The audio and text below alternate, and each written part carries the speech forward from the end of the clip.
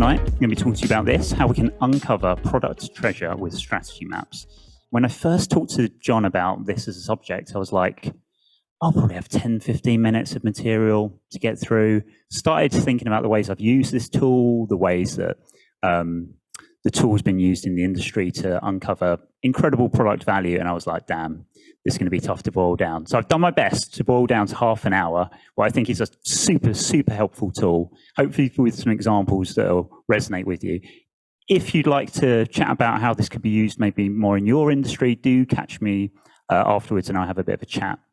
So these are just some of the brands and organizations that I've worked with over the last nearly 2 decades. The ones you'll recognize, I've worked with lots of very dull organizations you almost certainly won't have heard of.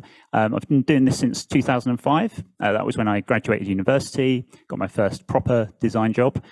If you kind of do the maths and work back from there, you can work out that I am a child of the 1980s, getting a little long in the tooth.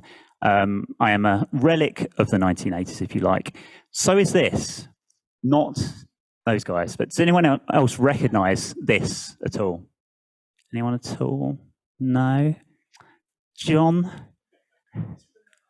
It's the map from the Goonies. Anyone seen the Goonies? Familiar with? Yeah, excellent stuff. So, yeah, like I say, relic of the 80s like me. Well done if you did recognize it and you weren't saying you're getting old as well. This is the map to One-Eyed Willie's treasure. From the film, classic 80s film, The Goonies, which I was obsessed with as a child. How they got away with a name like One-Eyed Willie for a kid's film, never know. The 80s were wild. This is One-Eyed Willie, looking a little worse for wear. There are spoilers, I'm sorry. So these are the Goonies. If you don't know the Goonies, it's kind of like the OG Stranger Things, but without the supernatural bits. It's a film, not a series. Really good fun. Some of it may be a little problematic 30, 40 years on, but no, it's entertaining. And at the beginning of the film, we meet the Goonies, and they're a gang of kids living in America. Their talents are very diverse, to say the least, but they all bring something sort of unique and valuable to their group, a bit like product teams. So in the middle there, we've got Data. He's the engineer and inventor. Next to him, we've got Mikey. He's the sort of calm leader. We've got Mouth, the smooth-talking communicator. And then on the right there, we've got Steph. She's the sort of pragmatic, organized one. So you might recognize some of these attributes in your product teams. It's an important mix of talents to have. I'll let you decide if you have seen this, who the product manager and designer might be out of that little lot. And at the start of the film, we get a glimpse into their slightly chaotic situation. They're facing a very uncertain future. They're directing a lot of their considerable energy into, I guess, fun but quite sort of fruitless pursuits, but they are kids after all. There's a lot of disagreement going on. They're annoying each other. Now, I appreciate they are children, but I'm not a productivity obsessive, but they were not harnessing all that potential in this team. And I hate to see that potential go to waste. That was until that changed when they discovered that map in the attic of Mikey's house. And it showed the location to One-Eyed Willie's treasure, which would secure their future. Suddenly, they were laser focused into action, using all that creativity and talent for a shared purpose, secure the bag. But like many of us in business and in products, they weren't alone. They had competitors for the prize. The Fratelli gang, horrible bunch of people. This was their overbearing leader, Mama Fratelli. Bit of a nasty piece of work. And they were using some pretty old school, entrenched methods to try and get to the treasure as well. They probably relied on those ways of doing things for a very long time, probably put them in good stead. That was until the Goonies came along with their sort of unique talent and a very different strategy that upset the status quo. Now, forgive me, some pretty on-the-nose analogies there. I will spare you them for the rest of this talk, I promise. But ultimately, the Goonies defeated the competition, secured the treasure, not by copying their competition and the way the competition had been doing it for a long time, by understanding their own strengths and weaknesses to find their way to the destination. And that all started by having a very clear goal, secure the treasure, and a map.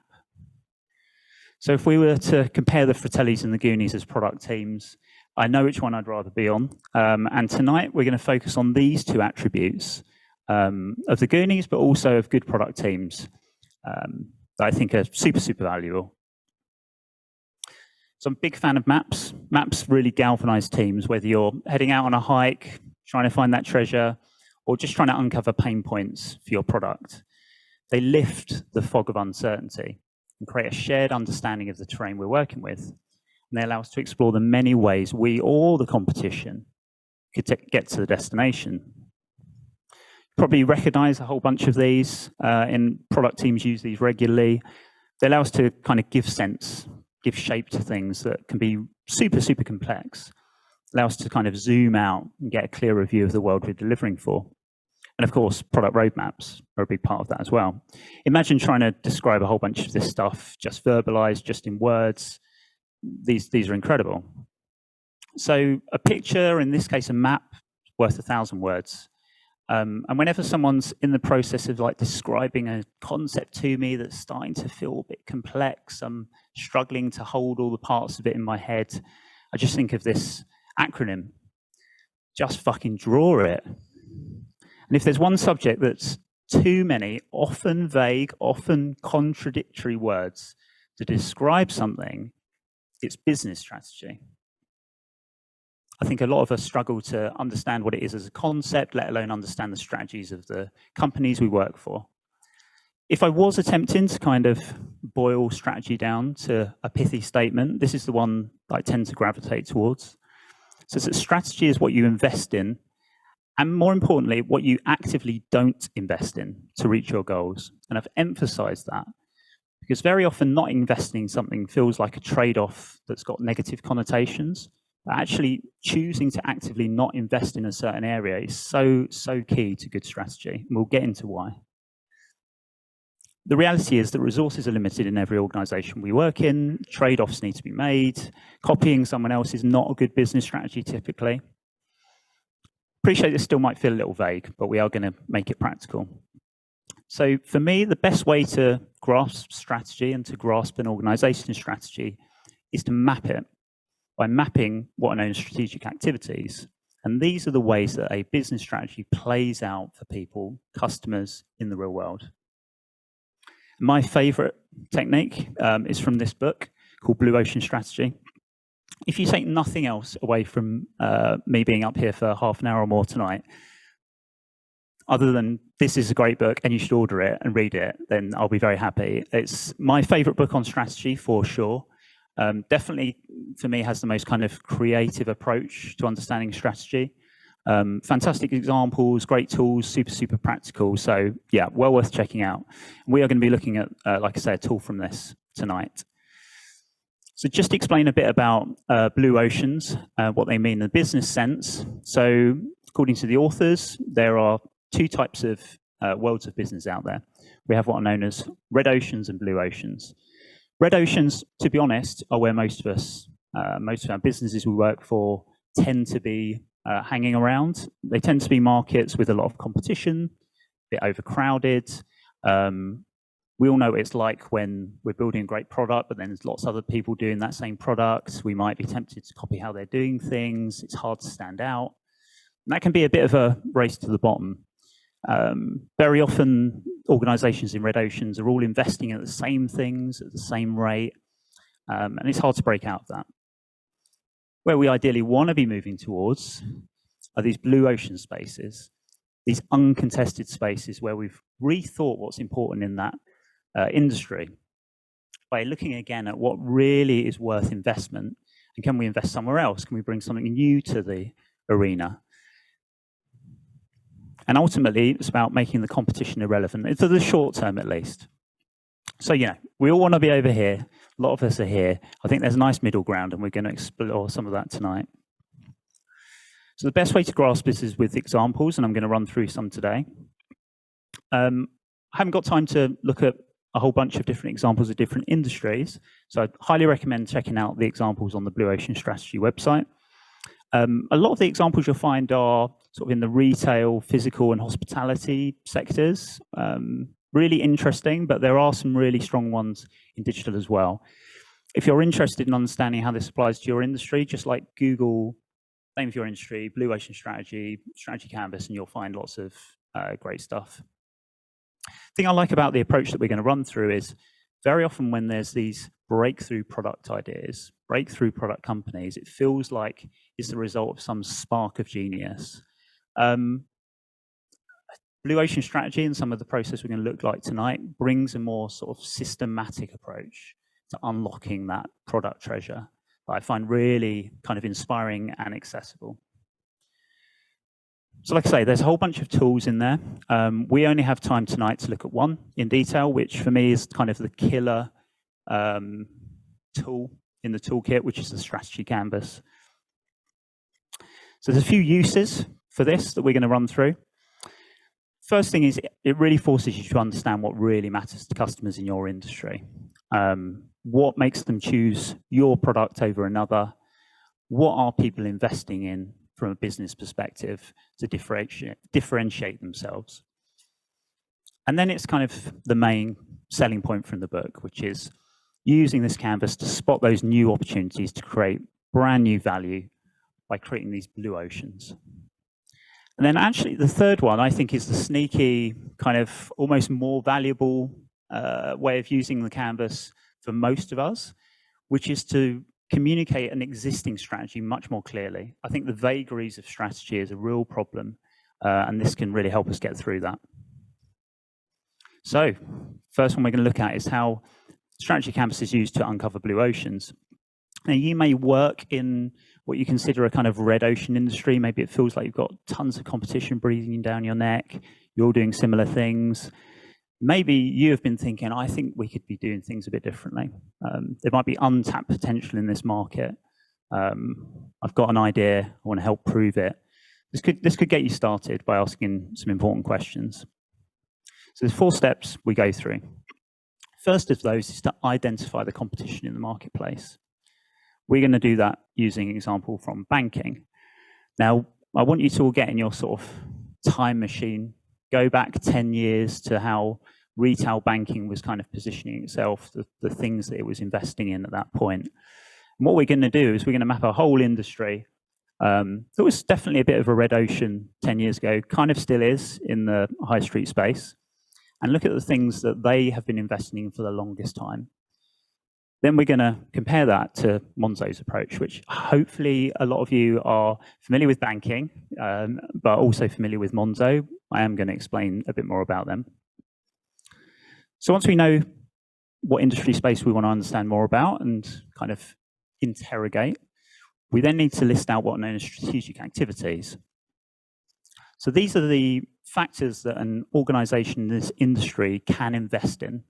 So we have first what are known as practical factors. So in the banking space, you can invest in physical stores, you can invest in having a really extensive range of products, or having a rewards scheme.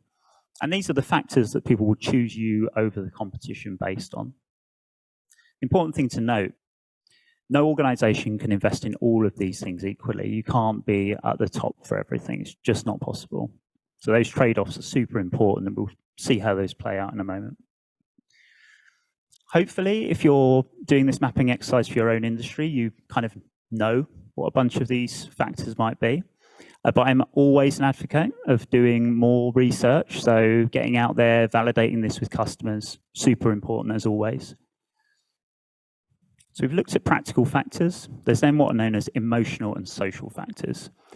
These should not be underestimated. I think increasingly people will choose to engage with a brand or an organization more so based on these things. If they feel like they have a real connection with a brand on an emotional level, they'll overlook a whole lot of practical misgivings. So is the brand I'm working with or want to connect with, do they really care about social goods? Is their brand one that just speaks to me? Is the tone of voice really on point? So again, make sure you have a good grasp of these. So those are the things the industry can invest in strategically. Then what we want to do is prioritize them based on how important they are to customers, how much they really care about these things when they're deciding whether to choose you over a competitor. So if we were looking at the sort of broad banking customer base, which most of us are in, things like an extensive product range might be near the top, or access to physical stores 10, 15 years ago. It's important to do this ranking and validate it. You don't want to be doing the mapping that we're going to do next based on things that really don't matter to customers. That's a sort of vanity exercise. It's not worth doing. So from our sort of prioritized factors, you probably want to take the top 6 to 12, I would say. Any more than that, it's probably going to get a bit gnarly. You're probably not mapping on things that really matter. So our next stage is actually start plotting on the canvas. So what we're looking at here is a blank strategy canvas. Along the horizontal axis there, we've got those factors that we prioritized. Can you see okay at the back? Or yeah, excellent. I put them on the top so that you'd be able to see them, thinking of you. And then on the vertical axis, we've got the level of focus, the level of investment those organizations are making in those particular areas. And we're going to plot traditional brands, that red ocean industry first. So all of these things matter to customers. We know they do, but we can't invest in them all equally. So for the longest time, traditional banking brands have invested heavily in the physical store experience. Having a presence on the high street was so important to get people through the door, to get them signing up, engaging with the brand. And also investing in having a really extensive product range, having lots that you can cross-sell, all kinds of financial products, mortgages, investments, pensions, all that kind of stuff. And then ultimately, because so many people are doing this, you end up competing enormously on price. So there's lots of work going on, investing in how can we reduce cost and all that kind of stuff. So this really is where the focus has been strategically for a long time. And that means that although these other things that we probably care a lot about, simple apps, website usability, good onboarding processes, they can't necessarily be invested in as much as we'd like. Also, having a very extensive product range makes it very hard to do some of that stuff really simply. So we've plotted kind of where that red ocean is at the moment, and then we can start asking some questions of our canvas. First of those is looking at this. Where can we reduce or eliminate focus? This is where we start thinking about, okay, the things that have been invested in for a long time, do they really matter as much as they used to? Are we all kind of in this shared illusion of thinking that's what we should compete on? So Monzo, if you don't know them, they're a digital-first challenger bank who have a very limited number of products that they offer. Now, some of that, I will admit, is probably through limitations of licensing and team size and funding, but whether intentional or not, it's a real strength having that simple product range if you compare it to what you can get in a traditional bank.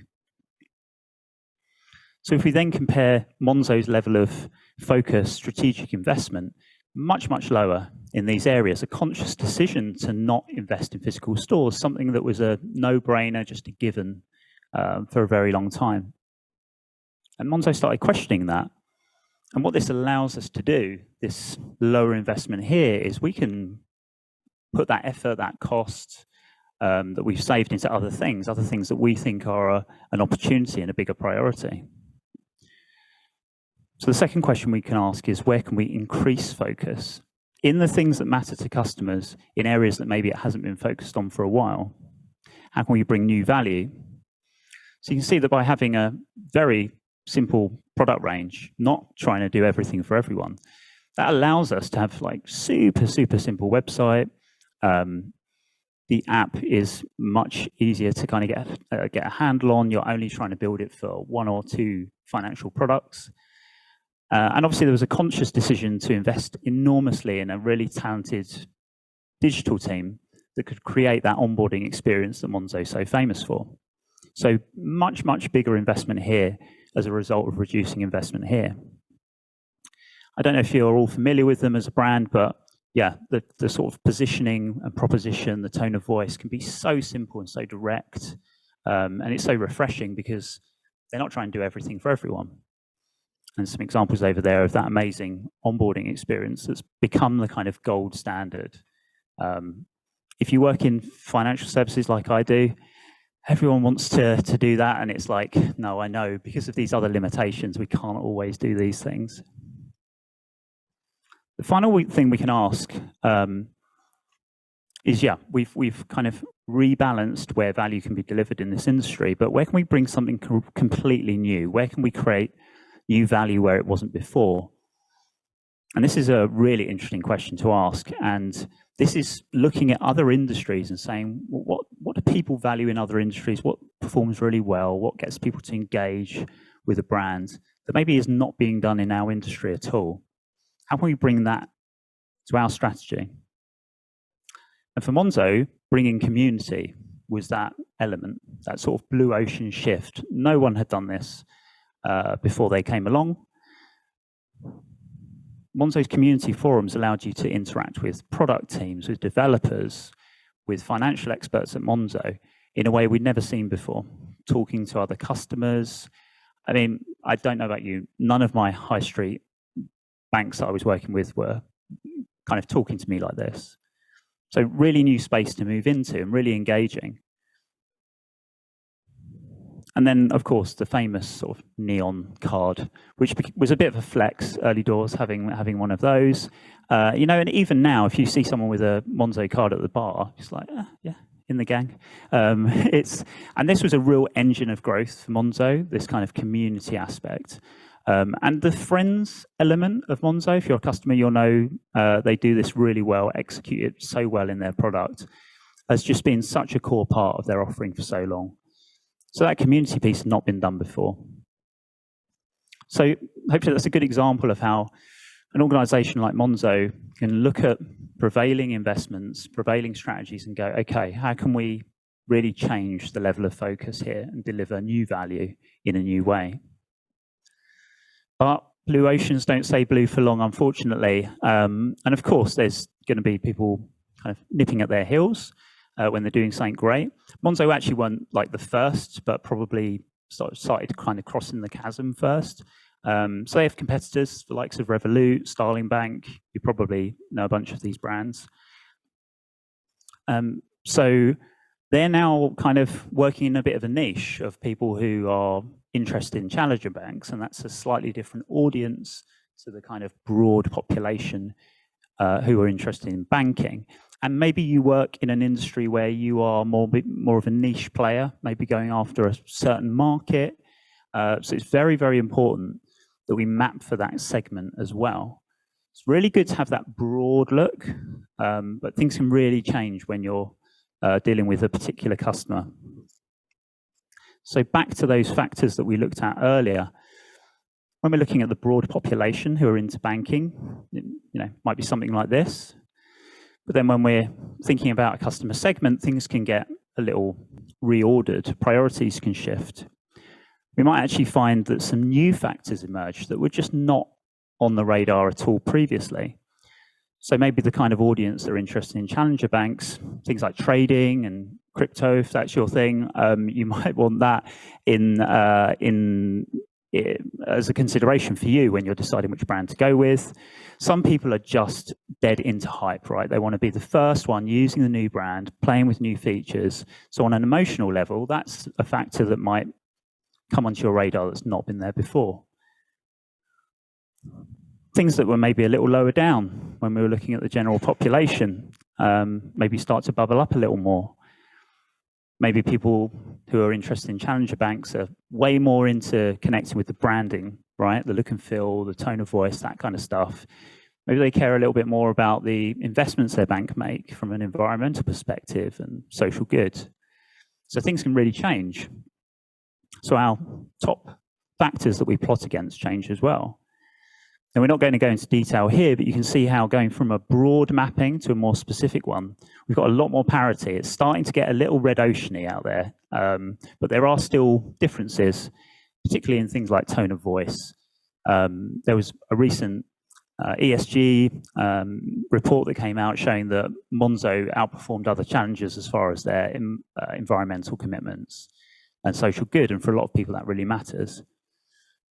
And Revolut have been the kind of first movers as far as well-known challenger banks to bring trading and crypto into their app.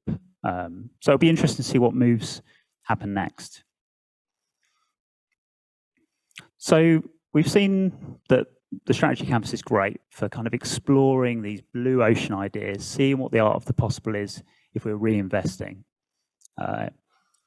Portioning investment in strategy in different areas to what's been happening for a long time. But for me, actually, the thing I use it more for, and I think maybe most of us are working with organizations where you're not looking to completely redefine the industry boundaries. Maybe you just want to understand the strategy of the organization you're in a bit better.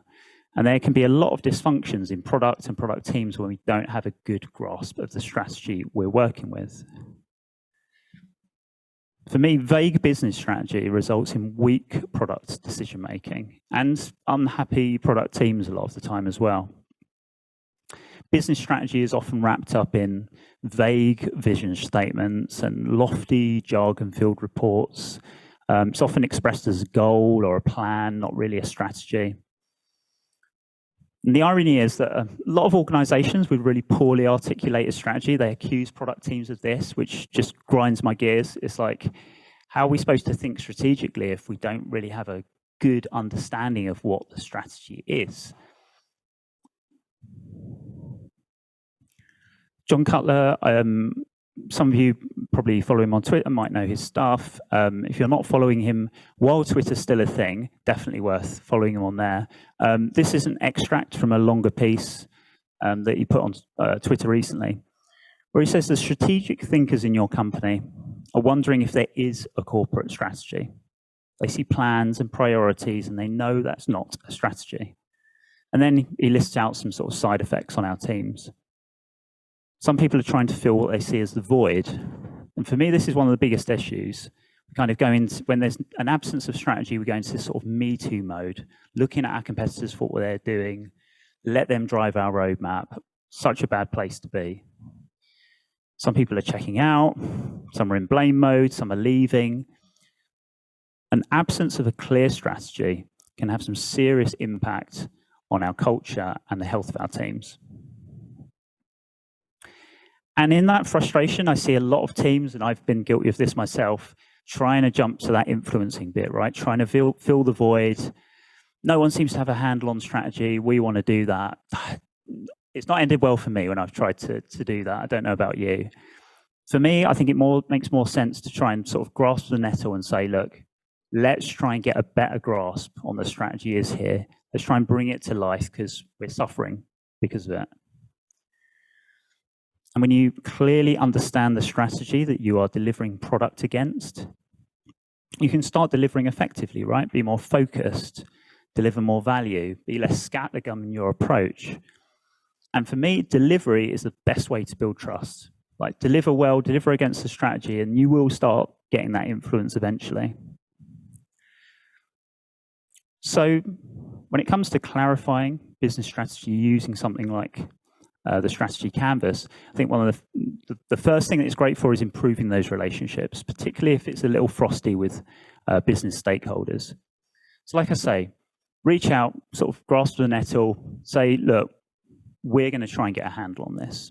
Reach out to business stakeholders and say, look, we know strategy here is not as clear as we'd like it to be. We'd like to be performing better. We'd like to have more clarity. We've got this tool, this process. Can you help us with it? Can you come along for the ride? We know you know what the strategy is. Help educate us. People are flattered when you reach out to them, right? To say, I want to learn from you. You know everything about the strategy. Come talk to me. Like, people are willing to be part of this. And make it a group thing, right? A lot of our product teams very good at workshopping, very good at driving good conversation. This is an opportunity to ask a shitload of questions about why we invest in this right now. Is it really the best thing to invest in? So I highly recommend doing that. And of course, there's a Miro template. There's a template for everything these days. So yeah, give it a try. Second thing that can be super useful when you get in that room is uncovering those misalignments that have probably hampered your product's process for too long. So taking a strategy canvas again, but not comparing industries or competitors, but actually getting multiple stakeholders to map your own business and see what they come up with. So this is, say, a software as a service company. So the features, the factors that we're mapping against are a bit different. And there's a fair bit of alignment here, but then stakeholder one might be like, we are all about pro features. That's what the strategy is. That's where we're going for. That's what we're going to invest in. Other two are like, yeah, not sure about that. Stakeholder three thinks it's all about those juicy enterprise contracts. Suddenly you're realizing, red flag here, this is why we're not getting a clear strategy. The people driving it can't agree on what it is.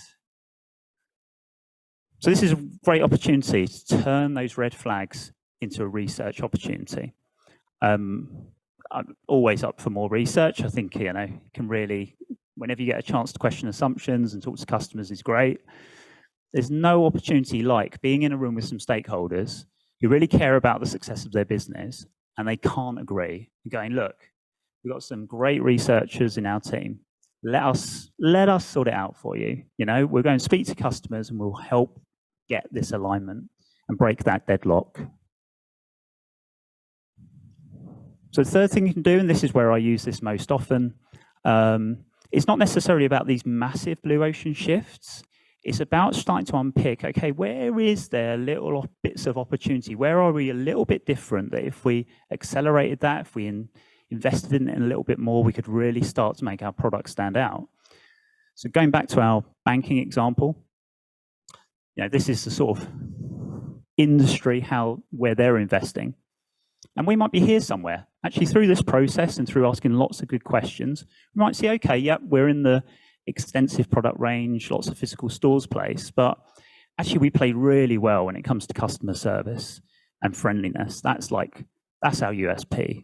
It's maybe not clear enough right now, but that's what we want to be known for. That's what people are going to choose us over the competition for. So we can say to our product teams, what can you do to strengthen this strategic place? And rather than looking like enviously at Monzo, and we know we can't be a Monzo, but we can make this the reason that people choose us. So we can say, okay, how can the product team enhance this strategic place? So you might say, okay, what can we do to make the call center experience better for staff and customers? What can you do to make all that help documentation that's often a bit of a problem, a bit of a mess from an information architecture perspective, make that much easier for customers to navigate? What can we do to improve online support to move it beyond the norm, make it like super, super special, a reason to choose us over the competition? And then finally, using the strategy map to clarify the existing strategy is a great way to start anticipating strategic shifts. The reason that I really like something like the strategy canvas for capturing strategy over a few paragraphs in a report that's updated once a year is it feels like it's changeable. It feels like things can move around on here, like we can influence things. We can see the impact of those trade-offs. So maybe we are in that organization, that bank that still that's found a little bit of blue ocean shift, but it's been investing in physical stores like a lot of its competitors, but decides actually that is not where we want to invest anymore. Our return on investment in physical stores is not what it once was. Problem is that we're known for our customer service and friendliness through that channel. So product team, how do we bring some of this to another element of our offering?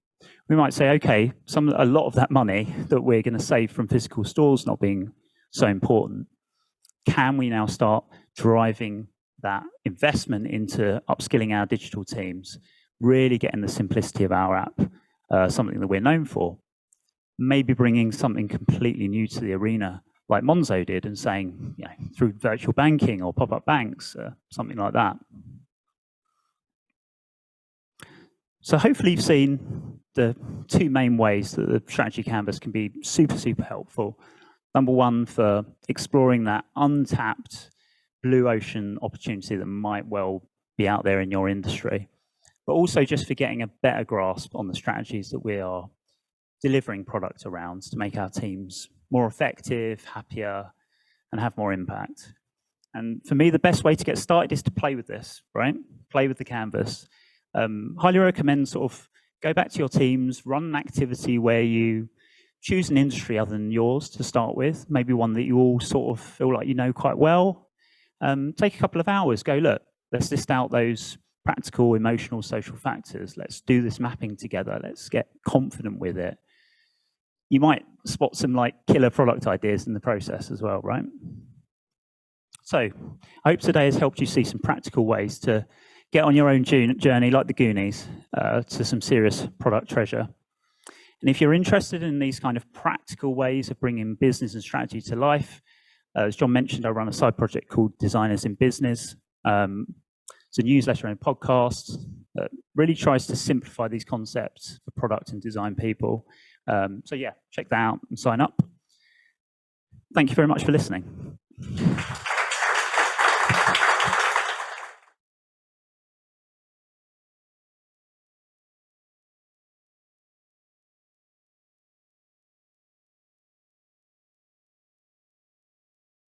Yeah, great question. And I work with organizations like this all the time as well. And it's very front of mind for me as well. I wish I had a very clear answer. I don't. If I did, I'd probably be developing all kinds of blue oceans. I think kind of showing the art of the possible. I think examples are great, right? Of saying we've carried on investing in this technical thing for so long, and I'm working with a financial services organization at the moment that just can't imagine turning off the lights on the existing technology, the expense of it and the migration. It stops them doing things.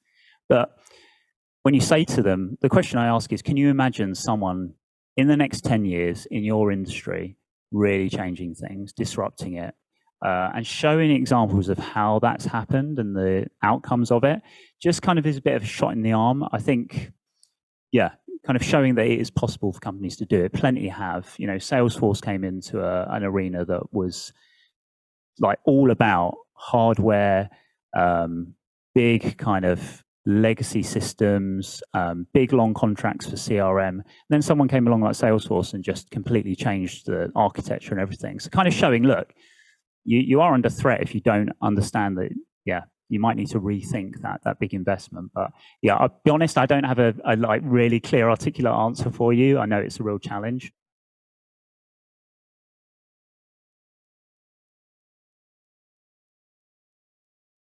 Yeah, I think you're absolutely right. I only have to think about my parents, and I've got a brother with a disability, and like their access to an actual bank is like super crucial. My mum can't do online banking, all that kind of stuff. So I think there is absolutely still needs to be a place for that. I would say one of the most encouraging things, and I was actually talking to Alex about this a little while ago, is there's some new FCA, Financial Conduct Authority, is that right? Legislation coming in. I think this is just an example. That is really all about how do we protect those vulnerable customers. And they're actually going to be, there's much clearer guidance than there used to be as far as you cannot leave people out in the cold when it comes to these kind of services. They're critical services. And companies are going to have to show that they have thought about vulnerable customers at every step of the journey. And there's going to be like serious fines for organizations that don't follow that up. I think it's been a long time coming that we have that kind of legislation. I hope it has teeth. I hope that they are able to put those fines out there. So, yeah, but kind of going back to the kind of product issue that you're talking about, I can understand how a lot of other banks might look at someone like Monzo and go, oh, damn, we'll close down all the stores. And that's not good. And we need to, as a product community, always be thinking of that customer and think, what's another way that we could offer that face-to-face service? Is it through, I don't know, mobile stuff, or making kind of pop-up stores in other buildings? There are other ways to offer that physical experience without the big investment in the store space. So I think a lot of it is, you know, smart people like you lot in the room always advocating for those people.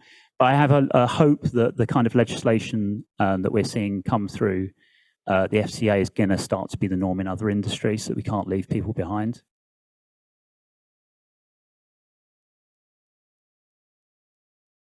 I think it's very inspiring seeing that curve that's completely different to how we do things now. But that's just not realistic for most organizations, particularly, I mean, back to your point about IT infrastructure as well, going, you need to get rid of all that. You need to invest in these completely unknown areas for us. So I actually think picking off one or two things and doing a small shift into a blue ocean area. So it doesn't have to be everything has gone the complete opposite. It could be one or two things that we go, this is something we could do a little differently. Let's kind of test it. Let's find some small, quick wins, some kind of maybe more modest product ideas that we could pick off to get us slowly towards it.